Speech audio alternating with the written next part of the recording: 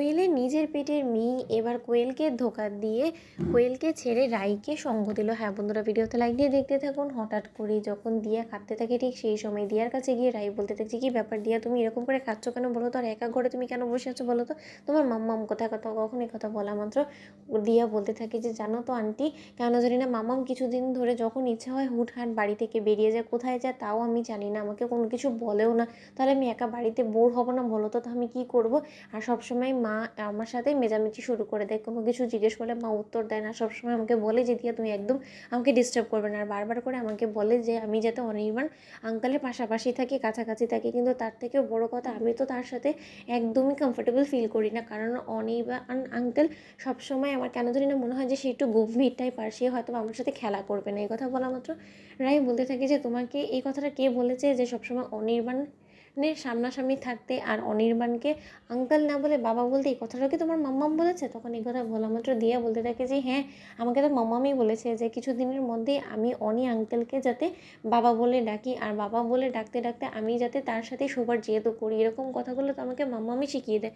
তখন এই কথা শোনা মাত্র রাই বলতে থাকে যে, ও তার মানে বুঝতে পেরেছি, তুমি তোমার মেয়েকে ব্যবহার করে তুমি আমার স্বামীর জীবনে ঢোকার চেষ্টা করছো, নিজের জায়গাটা আবারও ফিরে পাওয়ার চেষ্টা করছো। সেটা কোনোদিনও হবে না, কারণ কোয়েল তুমি যতই চেষ্টা করো না কেন, তুমি আমার সংসারের লুক চেঞ্জ করে দিয়ে যদি তুমি এটা ভেবে নাও যে না তুমি আমার সংসারের উপরে কবজা করেছো, তার পাশাপাশি তুমি আমার স্বামী, আমার গোটা শ্বশুরবাড়ির লোকেদের উপরে কবজা করে ফেলবে, সেটা কোনো মতেই হবে না। কারণ যে জায়গাটা তুমি একবার ছেড়ে গিয়েছো সেই জায়গাটা তুমি কোনোদিনও ফিরতে পারবে না। তার থেকেও বড় কথা, তুমি নিজের পেটের মেয়েকে অবধি এই খেলাতে সামিল করে ফেলেছো। তুমি একবারও ভাবলে না যে ওর মতন একটা বাচ্চা মেয়ের পক্ষে এই জিনিসটা মোটেও ভালো হবে না, কারণ ও কোনো মতেই এরকম প্রতিশোধ হিংসে কোনো কিছুই বোঝে না। কিন্তু তা সত্ত্বেও তুমি কী করেছো, যে তুমি দিনকে দিন ওকে অবধি ব্যবহার করতে ছাড়োনি। তুমি অনির্বাণের কাছাকাছি ওকে রেখে অনির্বাণের মনে সন্তানকে নিয়ে অনির্বাণের যে ভাবনা চিন্তা আছে সেটা আরও বেশি তীব্র করে দিয়েছো। তুমি বারবার করে এটা চেষ্টা করে যাচ্ছ যাতে অনির্বাণ আমার যে বন্ধুত্ব সংসার আছে সেটাকে নিয়ে ভাবতে বাধ্য হয়, অনির্বাণ যাতে বারবার করে তোমার প্রতি দুর্বল হয়ে যায়, কারণ তুমিই একমাত্র আছো যে কিনা ওকে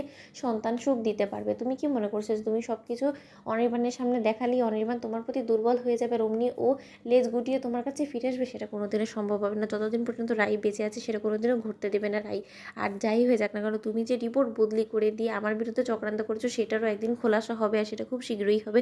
শুধু কিছু সময়ের অপেক্ষা। ওদিকে রাই দিয়াকে বলতে থাকে যে, দিয়া তুমি এই কথাগুলো আমার সাথে শেয়ার করেছো, তুমি প্লিজ এই কথাগুলো তোমার মাম্মামের কাছে বলো না। তার থেকেও বড় কথা, তুমি নিজেকে একটু সাবধানে রেখো, আর মাম্মাম যখন যেটা করতে বলবে সেটা তাৎক্ষণিকই তুমি করবে না। তুমি আগে আন্টির কাছে এসে জিজ্ঞেস করবে, তারপর যদি তোমাকে আন্টি বলে যে না এটা ঠিক বা এটা ভুল, তাহলে তুমি তখন সে কাজটা করবে বা করবে না। ঠিক আছে? তোমার মনে থাকবে তো? বন্ধুরা, ভিডিওটা ভালো লাগলে লাইক, শেয়ার, সাবস্ক্রাইব।